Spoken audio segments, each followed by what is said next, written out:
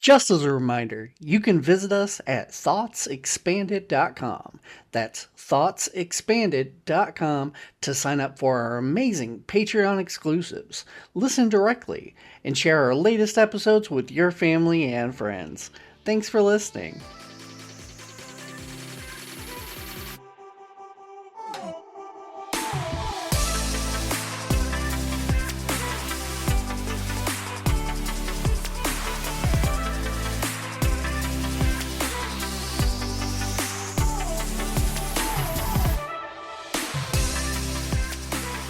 Hello, everybody, and welcome to this episode of Thoughts Expanded. These are our bullshit faces. We see some bullshit or think about some bullshit. So thank you for that. This is sorry to the vast majority of our viewers that are listeners and not viewers who have no idea. But if you want to see our bullshit faces, you got to sign up for the Patreon. That's how it works. Yep, that's how that works. So you got to sign up for the Patreon if you want to see our bullshit faces. Speaking of which, let's just go ahead and talk about that a little bit now. So we do have a Patreon. If you do want to see unedited versions of the videos of the podcast, and you want to see the video, you join our Patreon, and then you support us in our shenanigans here.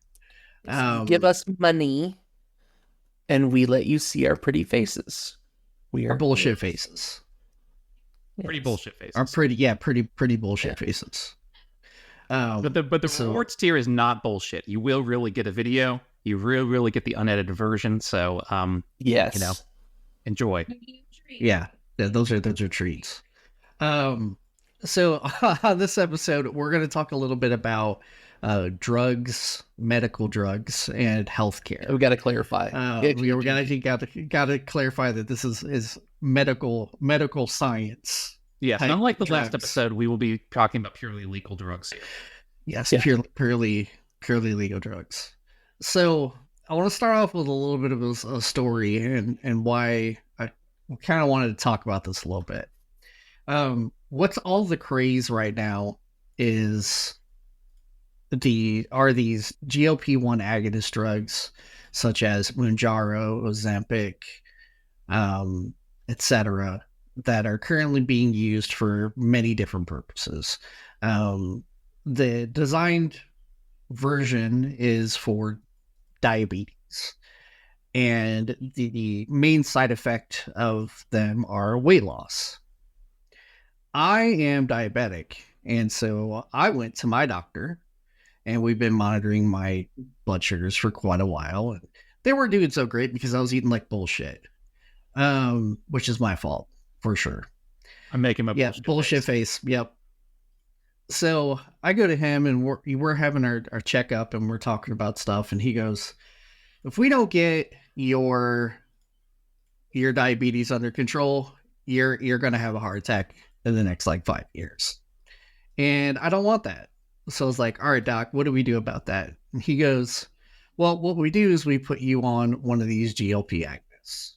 Now, I had been on Trulicity beforehand, which I would classify as like a first gen version of these drugs. It works in much the same way, except it's not generally quite as effective. The side effects are a little worse for most people, things like that. So say, okay, well, we tried that one, so what are we going to do? So he puts me on Mounjaro, and he goes, most people tolerate these side effects a lot better. There's less of them, and they're just less. And I go, well, what about some of the things that I've heard, which is, not only do you lose weight, but you may also lose muscle mass and bone mass and things like that, which are things people are talking about right now. Yeah, those are pretty good kinds of mass. Yeah, those are good kinds of mass. I don't want to lose. And he goes, well, most of those are for people who are using the drug specifically for weight loss, and they're not ramping up in dosage the correct way over time. So what they're doing is they're taking the lowest dose for 1 week and then upping to the next dose and then upping to the next dose. And that rapid increase doesn't allow your body enough time to adjust to things. So it winds up hurting. I said, well, I'm kind of afraid to use it. Like, I really don't want the side effects. Like, I really had stomach problems last time and stuff. And he goes, like, I pretty much swear, like, Mounjaro, like, it's probably going to do you great. And to my experience so far, it has done really, really well with some side effects, but those can be managed. However, the thing that kind of stunned me a little, we were having our conversation, he said, I don't really know why people are so against using these drugs, because they are literally miracle drugs. And the moment he said miracle drug, I thought to myself, oh, like the 1990s with fen-phen, right? Like that's what came to mind. Like, you're saying that this is a miracle drug now, right?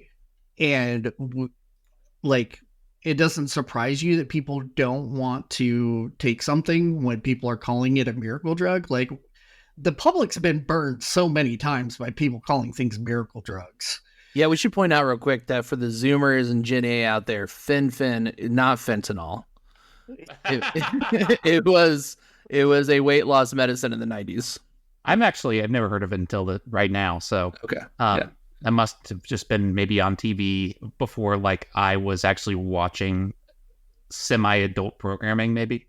Yeah, I feel like it would have been like early to mid 90s when that fad was in. I'm a little younger than you guys, so I probably just missed. I probably wasn't watching, like, I don't know. What were you guys watching that was adult television? I mean, I spent a lot of time at my great-grandparents' house, and they were watching CNN.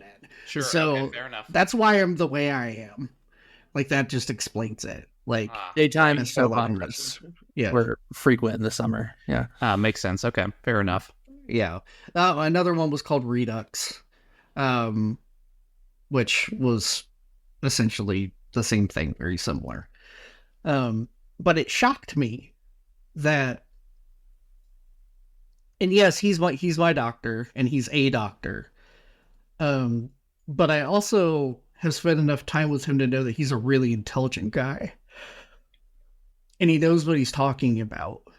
But I also had, and I'm not going to go down a rabbit hole here, but I had side effects when I took the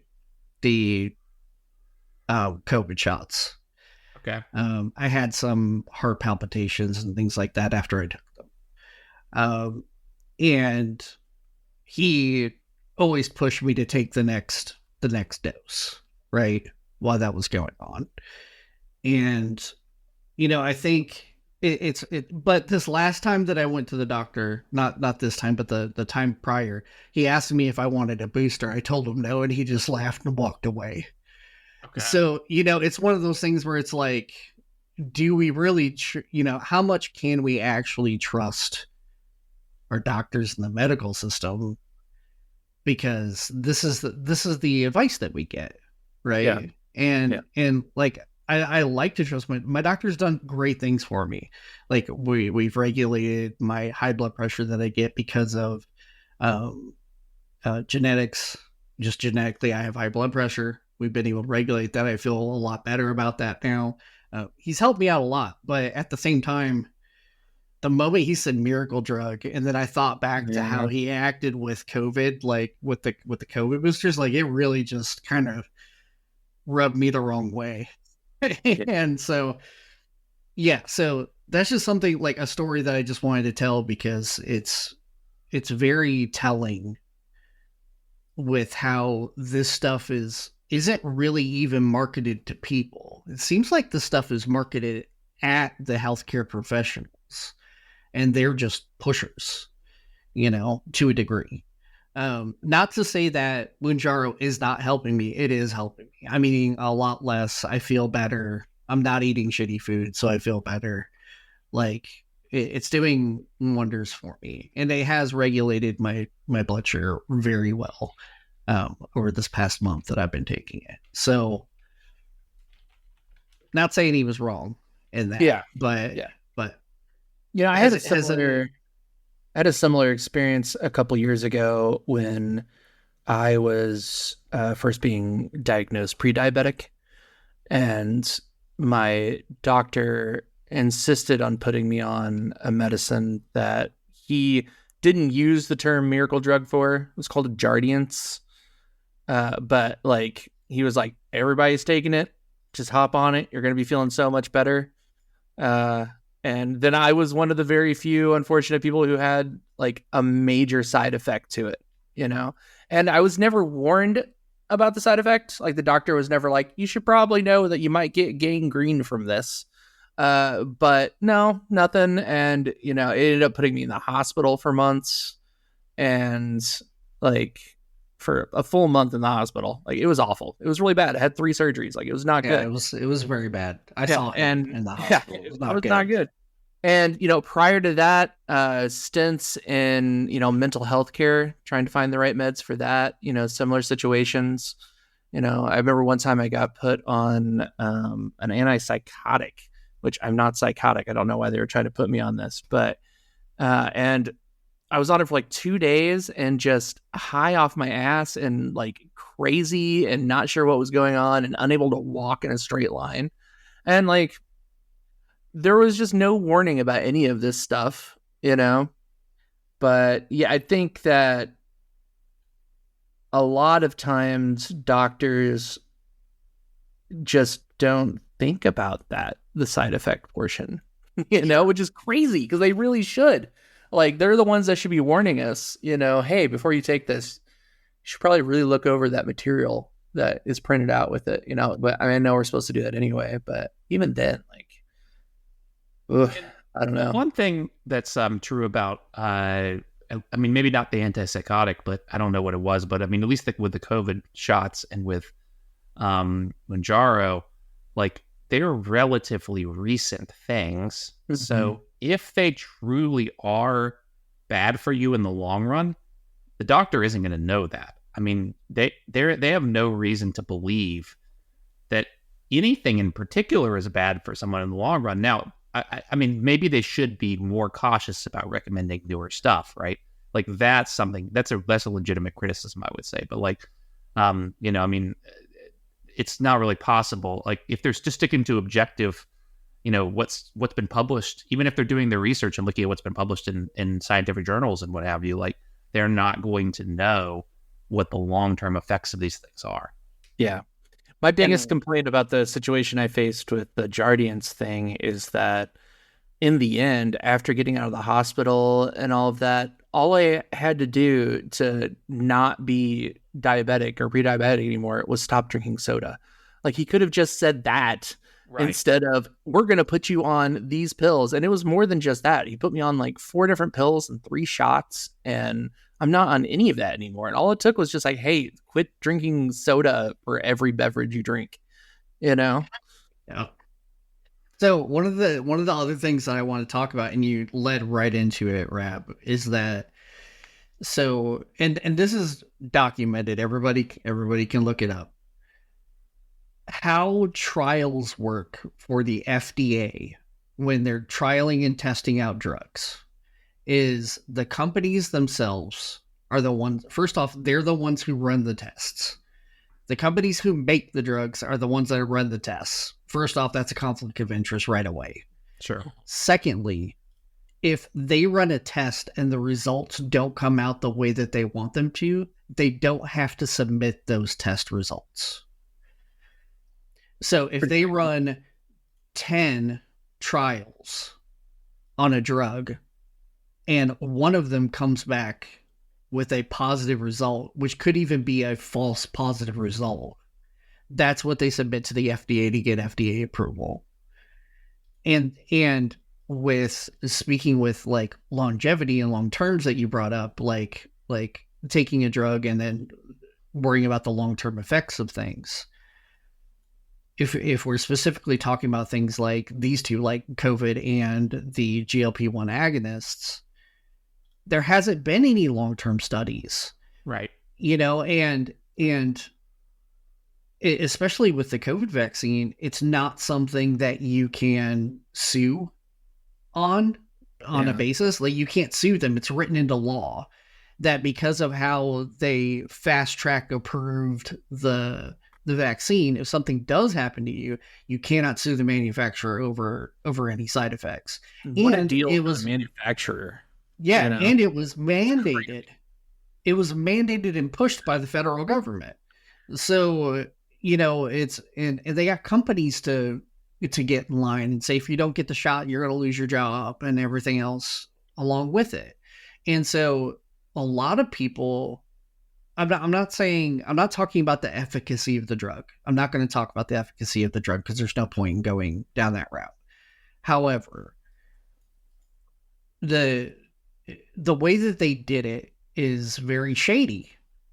And it's kind of the same with this, right? Like, let's call it the miracle drug. It's showing results, sure, but I don't know what the long-term effects of this are going to be. And when I asked my doctor, I was like, is this just going to be something I have to take from now on? He's like, yeah, you're going to have to take it for the rest of your life. Yeah, that's the real drawback. GLP-1 things. Like, yeah. It's so tempting. Like, I've talked to you about this before, Wiggy. Yeah. Like, yeah, there's other effects to it that I find really appealing. Like, the reason that you don't eat as much is because it curbs your addiction sensitivity. Yeah. And like, I've got some other addictive personality things that, nicotine in particular, that I've tried to get off of, that would be really appealing for, but I don't want to have to get on something and stay on it for the rest of my life, especially since it's so expensive. Well, what's going to scare you even a little more now is that they're running trials and trying to get approval to make a different version of the drug. So they made a different version of the drug just specifically for weight loss now. So it's the same drug under a different label name, and it's specifically for weight loss. And so that the insurance companies can categorize them correctly versus it being a diabetes treatment versus a weight loss treatment. And they're also now testing this to see whether or not they can use it specifically for addiction. Yeah. I mean, it makes sense. I can't remember the name of the chemical that it works with, but like, that's the chemical that your brain uses to tell you, hey, go do this thing now. You urgently need to do this, and it's misfiring. It makes sense, And what's really crazy is that people really don't realize what the stomach really has to do with the rest of your body. Like there's so many processes and things that happen inside of your stomach that affects your brain. It affects your neurological system. It affects your muscles. It affects like there's so much that goes on in your stomach. And this is why I think Rabb's point to long-term effects is something that we're going to wind up seeing here in about 10 to 20 years. We're going to see whether or not the proof is in the pudding, because we're fucking with stuff that we haven't ever fucked with before. Yeah. And that's really where it comes down to. Like, we've taken pills, sure, and that creates a different dynamic in the stomach, but we've never targeted specific parts of how the body reacts to food, how it processes nutrients. I wouldn't say that we've never done that. I would say that we've done that a lot. It may be the first time that we've really done it with this particular chemical. I mean, the crazy thing about is it GPL or GLP? I want to make sure I say GLP-1. Right. GLP-1. Okay, so GLP-1 has been known for a long time, but it's like half-life, or the amount of time it lasts in your system and affects you, is like insanely short. And the big scientific discovery was this antagonist of it. This a way to keep it working long term. And you're right. We have no idea what, triggering that chemical long-term in your body is going to do.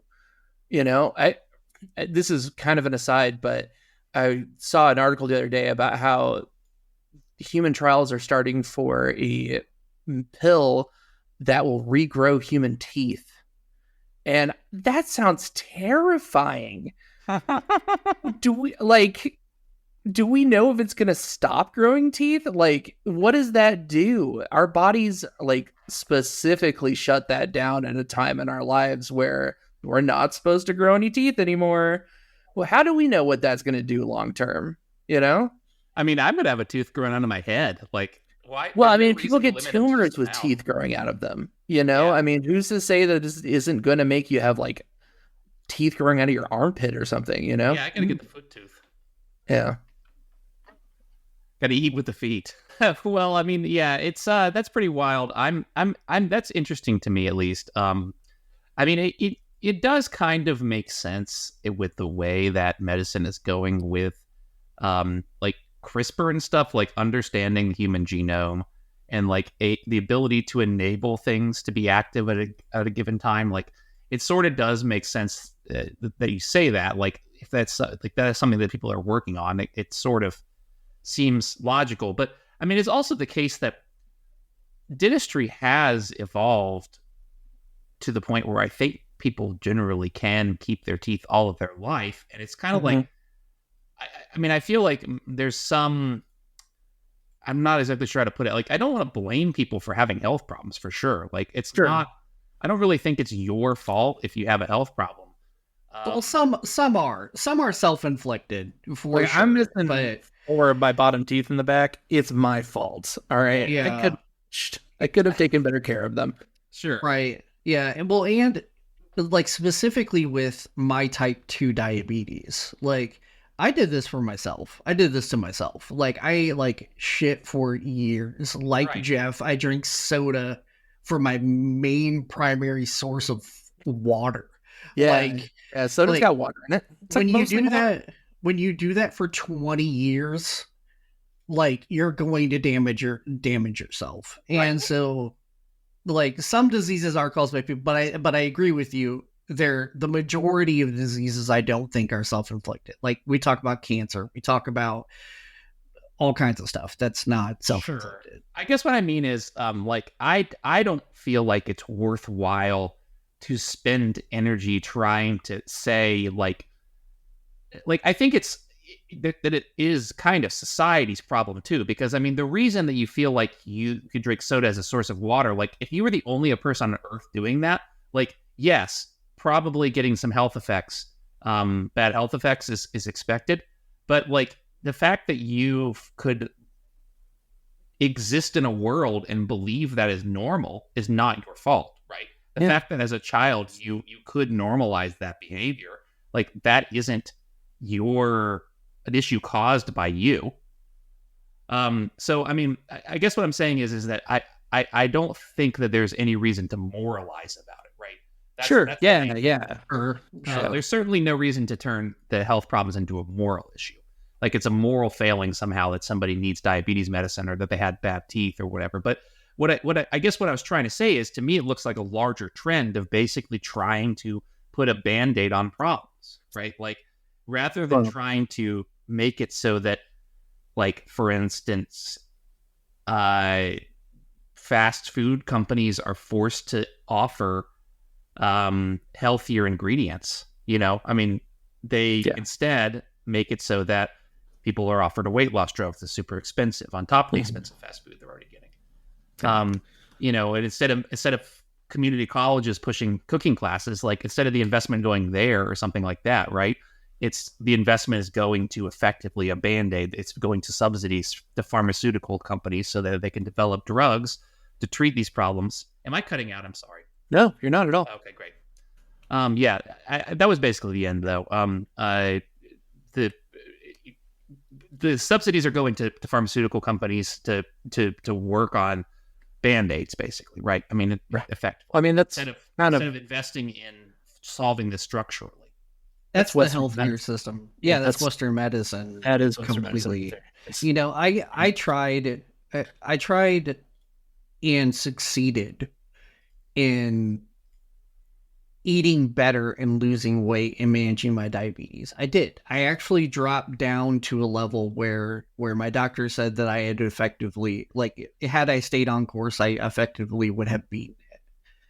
That was about 6 years ago. And then Thanksgiving came along. And I said, I'm going to reward myself because I've done so good a job over the past year doing this that, like, I'm going to live a little. And I just never went back. And that's, I mean, that's a failing on me. Like, I had the ability to do it, but I don't think I could have now. Like, and the reason why I am now, and it's not just the medication that's helping me. Like, I have changed my diet, but I've been able to change my diet because my tastes have changed. And I think that goes back to what Jeff was talking about how it changing and hitting on, like, your addictions. Like, I don't crave, like, burgers anymore. Like, I don't want red meat anymore. Like, I want chicken. I want fish. Like, that's what I want now. I want lean meats. I want turkey. Like, I don't want pork. I don't want beef. I don't want the fatty stuff. I don't want stuff that's fried. Like, I really want, and I'm going to shout out this right away. If you're not cooking chicken in your air fryers, you're missing out on life. Like, air fryers cook chicken the best out of any other option that's out there. I don't care if it's over fire or not. But chicken, especially, it cooks it fantastic. But, like, yeah, I am eating better, and I'm eating a lot less because of the shot. I feel fuller longer. Now the things that I'm battling with is eating enough. I'm eating so much less that I'm essentially eating like one meal a day now. But I also don't feel tired now. Like, I did for like a week. There was a week there where I felt tired all the time and stuff. I don't feel like that anymore. I got over it. My body adjusted. So, like, there's definitely drawbacks, but it's working. I'm hopeful that this doesn't give me bone cancer in 5 years, or something like that. But, fingers crossed. Yeah, but start growing the foot tooth. Yeah, I start growing foot teeth and everything else. They just slip it in here into the general public just to test it out, just to make sure it's going right. You're just gonna but growing stuff in the water supply like fluoride. Yeah. Just wait. Yeah, fluoride in the water. I mean, this is like Jesus. We talked about that, didn't we? Yeah, we talked about the fluoride. Yeah, we talked about the fluoride in the water. That was an early episode. Yeah, but, like, to go back to your point, Rabb, like if we invested in a healthier society, we wouldn't have to worry about this. But at the same time, this is how, and I don't even necessarily think it's culture. I really think that this is as designed by the corporations who run our government. Sure. Yeah. Like we've said before, like, corporations are what's running our government right now, and that's just how it is. And the healthcare system is not immune, or should not be included, or shouldn't be included in that. However the fuck I'm saying it, you know what I'm talking about, people. Yeah, hospitals and prisons should not be for profit. They just shouldn't be. Yeah, and I was actually talking to a British friend of mine today, and he's like, "Yeah, the only thing that's working over here is our healthcare system." And I was like, "Well, the only thing that's working over here is nothing right now."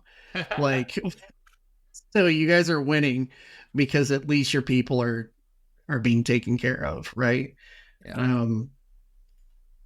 But the healthcare system's it's broken. And the reason why it's broken is because it's broken by design. Sure. Like how many times do we have to come on here and say that everything's broken because of all of this greed? Like, our country's just going straight into the shit because of a few people who are just really worried about how much money they have. I don't know, but we're going to keep doing it. I think that's our real favorite topic other than World War II. Yeah, I mean, well, it's hard to not exist in the society and, have complaints about like how it works in general, right? I mean, that's effectively what this is a complaint about like the fundamental fact. I mean, it's not just the healthcare industry that works like this, obviously. But the fundamental fact that like no one in government seems like they want to disempower corporations from doing whatever they want effectively. Like, I don't know when it was in history exactly that they got the ability to do whatever they want, but after that, it seems like there hasn't been any real push to change anything, like it's interesting because if we do look back to history, like I know we were planning on doing an FDR episode at some point, but the other Roosevelt, like at that point, at the point where Teddy Roosevelt was president, like there was a legitimate effort to make it so that huge at that point, it wasn't really corporations. It was more like one guy with a lot of money, or like a couple of guys with a lot of money. Like it was like the Carnegies and Rockefeller, people. But I mean, breaking up those companies, forcing them to dissolve their monopolies, and effectively disempowering them, like that was a popular idea, and it was actually able to be implemented by politicians that were operating. I mean, I can't say like FDR is Teddy Roosevelt is necessarily like a champion of the public will, but compared to today's politicians, certainly, right? He's somebody who was actually able to harness a public desire to change things, and did change things somewhat, and along with the other people in Congress and other presidents around that time. I think I can tell you when it happened. So in 1961, Eisenhower came out, and during his one of his final speech that he had with the president, I think Rabb knows where I'm going because he's smiling a little bit. Well, now I was imagining that he was either coming out as gay or like that he was coming out for the first time. Like that's when they invented Eisenhower. Yeah, they invented Eisenhower in 1961. Had the Eisenhower debut in 1961. Yeah. It's like Tim Cook, Apple, giving a press conference, about the Eisenhower 6 that they just invented. Okay, yeah. Anyway, sorry. Go on. Are you going to like Eisenhower's farewell address? Yeah. So in his farewell address, he talked about about the danger of the upcoming military industrial complex. And that was the warning before they kicked off everything and started owning the majority of the government. That's how the Pentagon's budget started going up and going up and going up, and they started contracting everything to fucking Raytheon and Boeing and all these companies that were just making things for military use. And then they would make all this money, and then they would cycle it back into the system, right? So then they endorse candidates that want to go to war. Sure. And that just comes back and recycles. The money goes back to them. They make more money. They put less and less overtime percentage wise back into the government to make sure that they can keep making more money through war. And my guess is that that's when it started. And the other control groups like insurance companies and the banks and started taking cues from what was happening from those companies, is my guess. Because we also know that rich people talk to rich people. Sure. They spend lots of time with other rich people. And especially back when we're talking about, the 60s and the 70s, like, and I mean, and previously through history, right? Like you would have only rich people would be allowed to the dinner party, right? And so that's how that's when I think it started. One group figured it out, shared the secrets with the rest of the group. They all started buying pieces of our government, and now we're where we're at now. And so if you want to say that, whether or not it's a conspiracy theory, whether or not it's the fucking Illuminati or whatever kind of ghost regiment you want to say is in control of the country. It really is a select few rich people who are continuing this motion. Whether or not they're in cabal with each other is neither here nor there. I like to think that they are because it's fun. But I think that's when it started. I think that's really the answer to the question that you have. Yeah, I think that's a reasonable way of looking at it, because I mean, ultimately FDR came in, and maybe we can.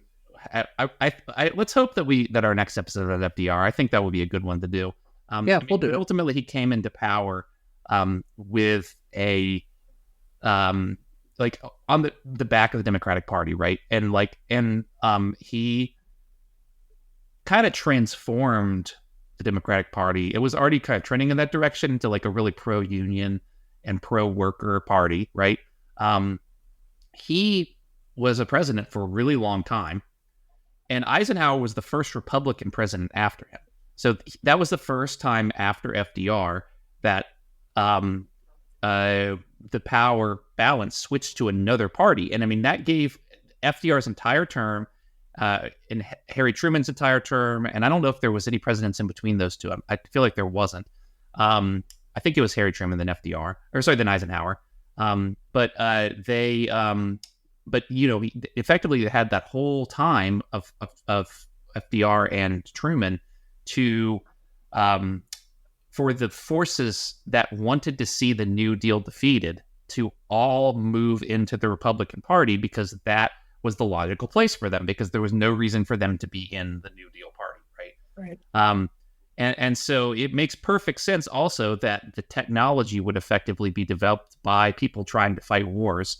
I mean, that's historically how new technology does reach us, right? Is that people develop it for military uses, and then they find a use in society. And I mean, this time, maybe among other times, right? It has only a negative effect, right? It's the technology of lobbying and using your profits to effectively make it easier for you to make future profits by making deals with politicians, and how to basically buy out the government and make sure that you don't have to that you can keep doing band-aids and not actually solve any problems, and that you can keep charging lots of money for the band-aids. How to do that? It makes perfect sense that it was developed by military contractors and then broadened to the rest of the society. And two different ways come to my mind, right? So one is the medical things that come out of war. Like lots of medical breakthroughs happened during war. One of them was the widespread use of morphine. And to that effect, like that spread throughout hospitals in the U.S. after World War II. Like morphine usage was just the thing that wound up happening over the next 2 decades. And then the other one is now we have regulatory bodies in our government to quote unquote approve or deny things that they make, right? So just because something's FDA approved doesn't mean it won't get unapproved later. Sure. Like that happens all the time with medications. Like, so all you have to do is slide the right amount of $100 bills across the table and they approve it. It's ready for mass market for the people of the United States of America. And then 10 years later, there's a lawsuit because somebody gets fucking 3 versions of cancer. And the next thing you know, it's in the news. And then there's a big push by somebody who wants to get reelected to fight against it. And by then, the company who made whatever that medication is ready to give up on it by that point. Sure. They knew this was coming. They were just riding the train as long as they could. So it doesn't even really affect them when it gets pulled. Or they have a generic that's already on the back table, or a different formula that's slightly changed that they can put a new stamp on. Like, so they even created regulatory bodies to work for them instead of for us. And the people who run those regulatory bodies aren't elected officials. They're bureaucrats that have been put in place by the people we elect.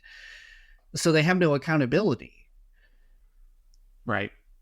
Like, it's really monstrous. Yeah.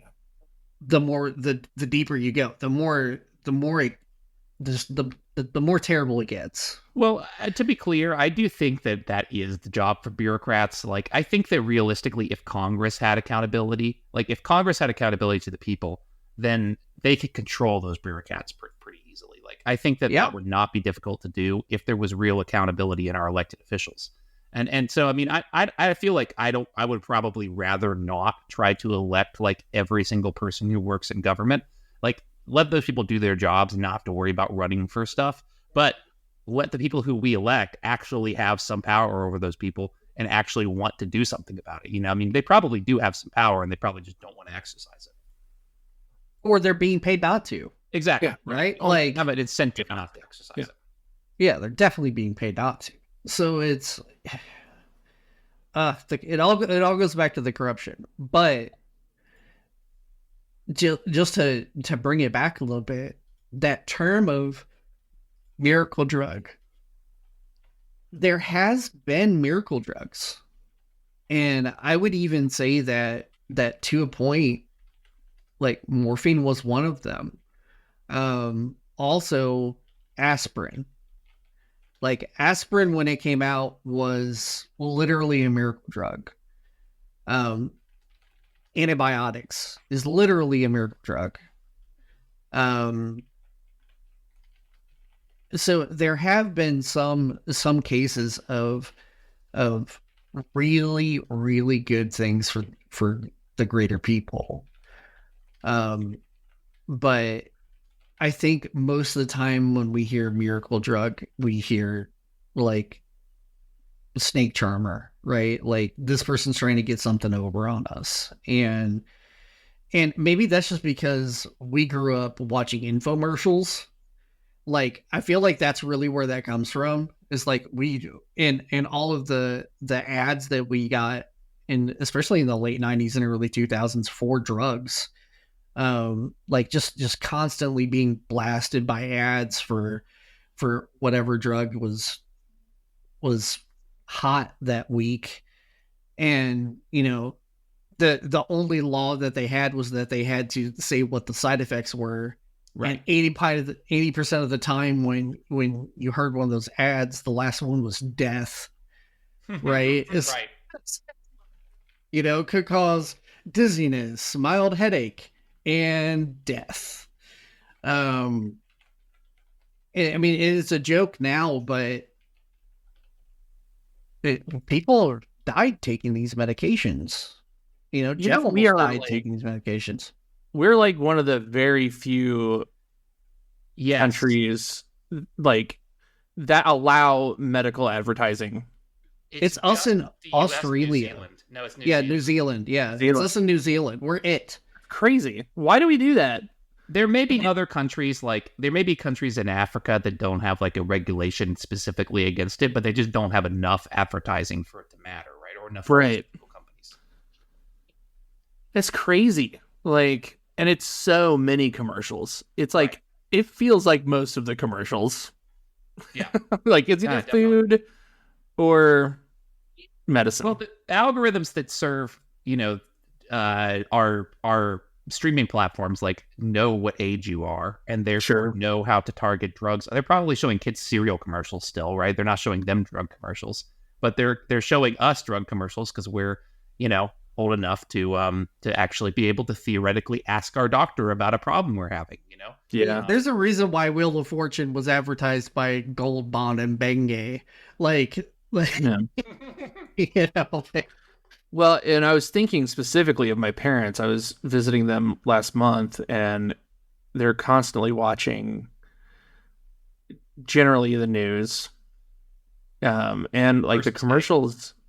Yeah, I know. And not my favorite news at that. But and they're just constantly it is literally all commercials for medicine in between. You know, I mean, that's the audience. It is older people watching Fox News. You know, that's just the facts. But I mean, it's gross. You know.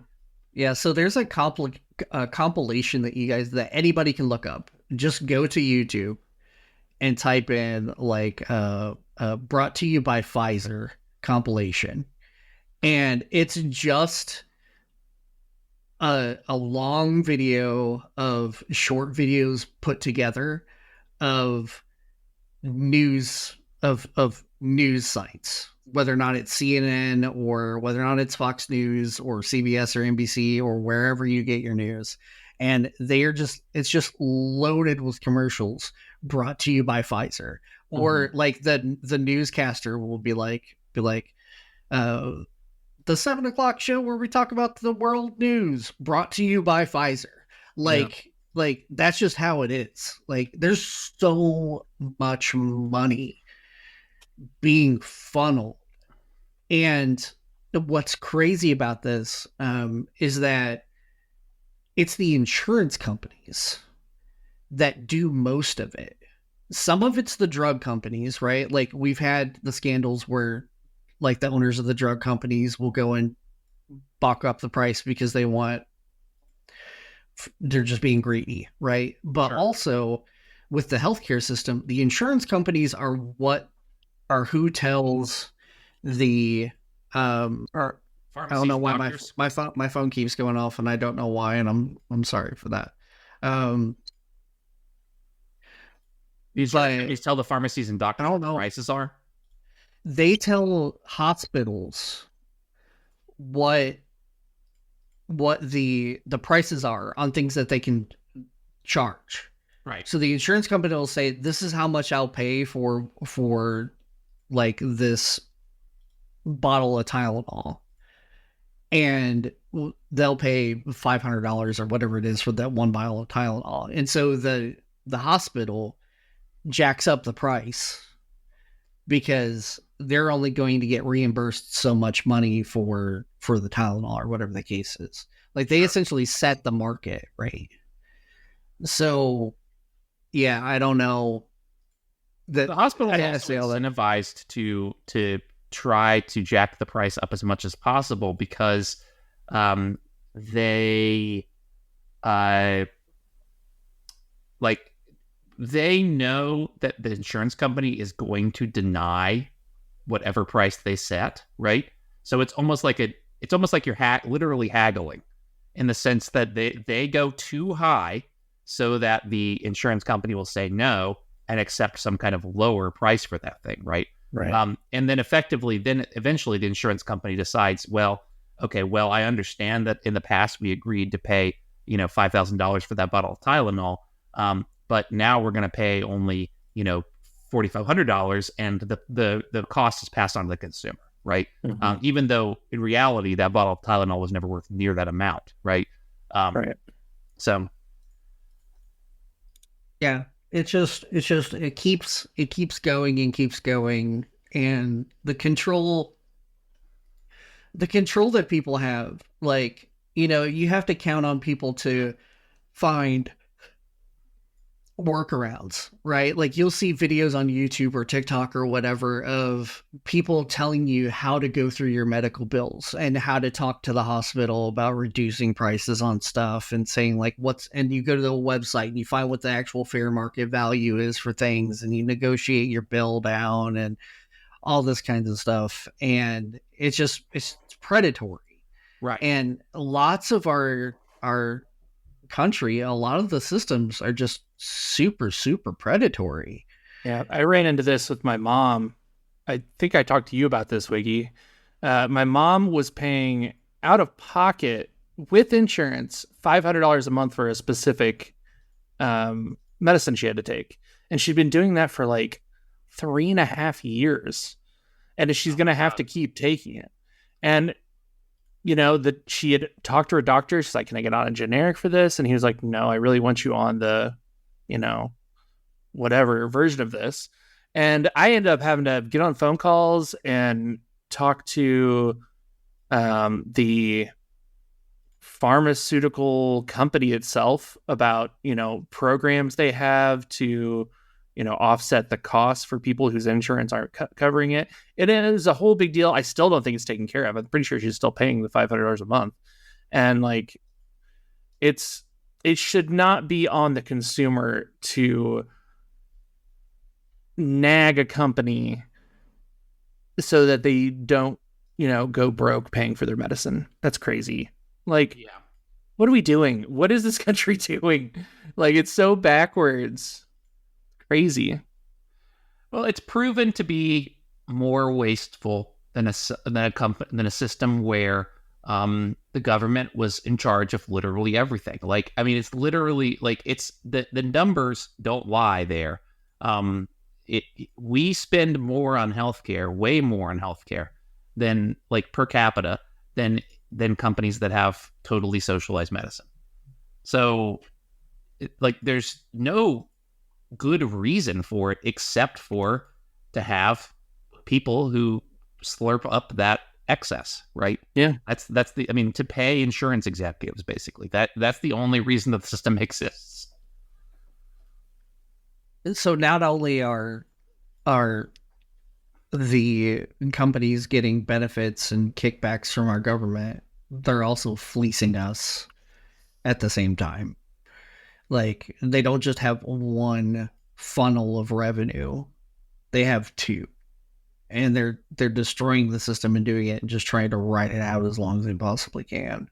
And there's so many industries where you can just go, well, that's the free market, baby. That's capitalism, Yeah, people just trying to make money. That's how it works. But I mean, this is literally costing people their lives.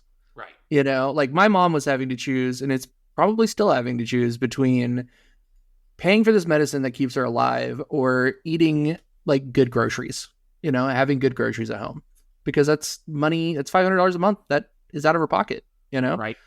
And this is happening every single day to literally every American that's on any kind of medication at all. It's happening to every single one of us. Right. And if it's not happening to you, it's because you have a job that like theoretically pays for it.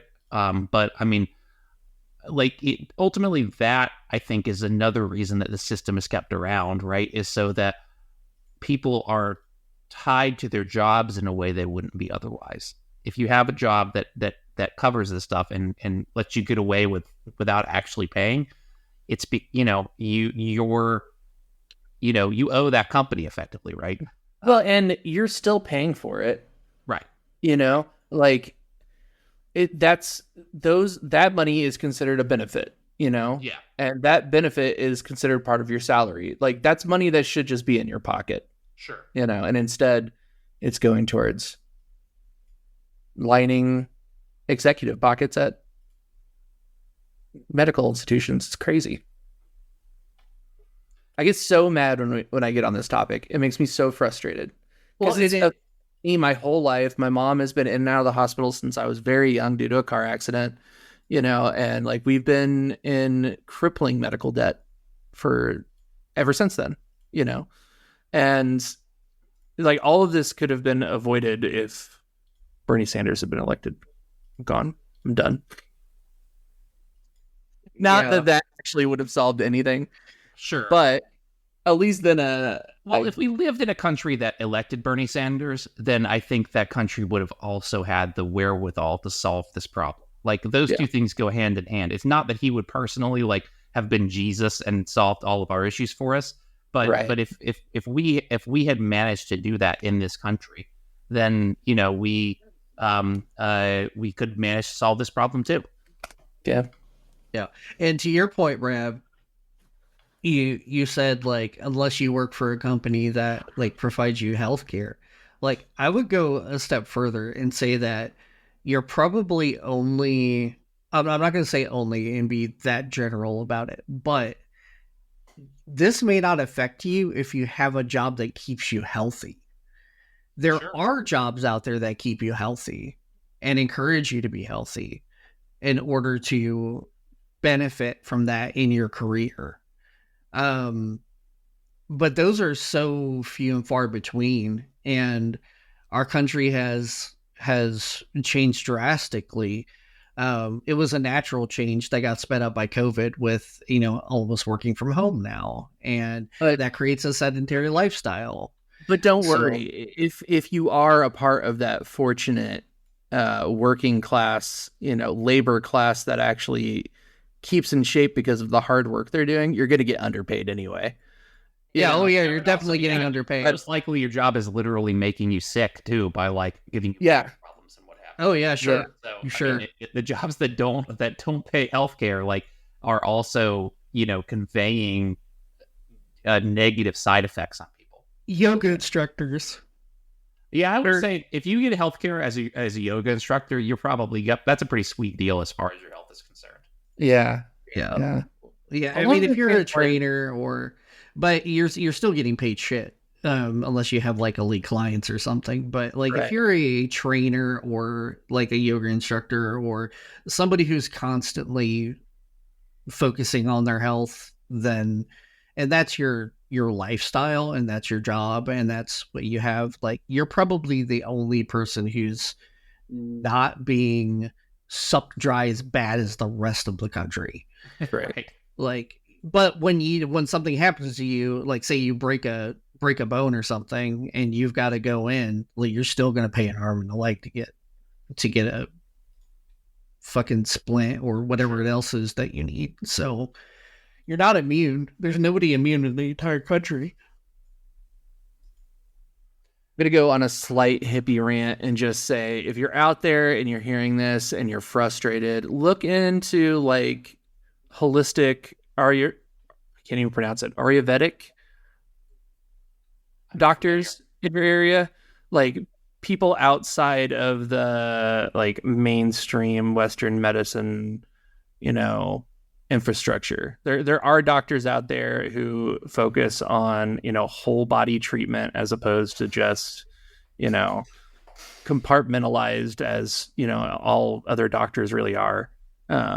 There are options out there for you. Some of them are actually covered by insurance, but even the ones that aren't, they're usually more affordable in the end anyway. So there are options. This is a message brought to you by Jeff. Yeah, for sure. Oh, because acupuncture peeps. On a side point to that, where the technology we were talking about how like the technology advances, and there have been some really good things that have happened, and lots of time and energy has been spent in the science to come up with these miracle drugs. And we found out that a lot of, Rabb mentioned CRISPR, for example.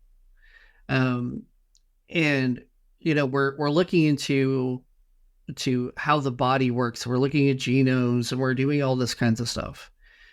Meanwhile, there are centers in South America who help people with stem cells, and they're getting help. They're getting help for chronic diseases with stem cells. But once that discovery came out in America, we were so quick to ban stem cell research. Like, we were so quick to do that. And this is another example of them saying, okay, this is something that fixes a root problem and doesn't help sustain our system, so we're going to ban it. And that's the same thing we can say about a lot of other things that we've talked about before. We talked about the same thing with marijuana. We talked about the same thing with some psychedelics, like specifically mushrooms and things like that the government doesn't want us to have, but has proven results of helping people.